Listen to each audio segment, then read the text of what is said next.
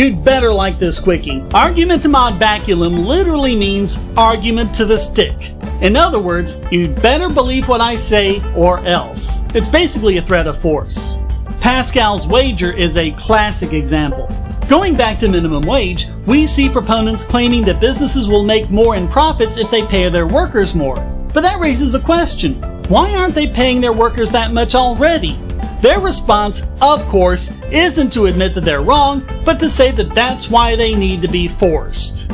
They try to disguise it as an appeal to consequences, but what they're talking about is not the natural consequences of an action, which are of course important considerations. They're talking about artificial consequences that they impose by force. It's like if a cop wants to search your car without a warrant and you refuse, so he beats you up. All sorts of people will come out of the woodwork to say it's your fault because if you hadn't refused, he wouldn't have had to beat you up. Don't you realize actions have consequences? Basically, any statist policy is an ad baculum because the penalty for going against it will always be some kind of force. Or how about, we get to punch Nazis, and if you disagree with us, we'll call you a Nazi and punch you.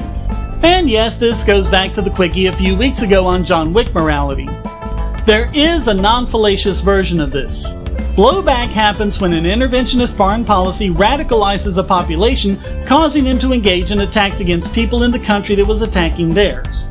Pointing this out isn't fallacious because it isn't the person making the argument that's using the force, and because they aren't condoning or sanctioning that use of force. They're just pointing out the reality of the situation. It's when it's used to justify that force that it becomes fallacious, not to mention psychotic.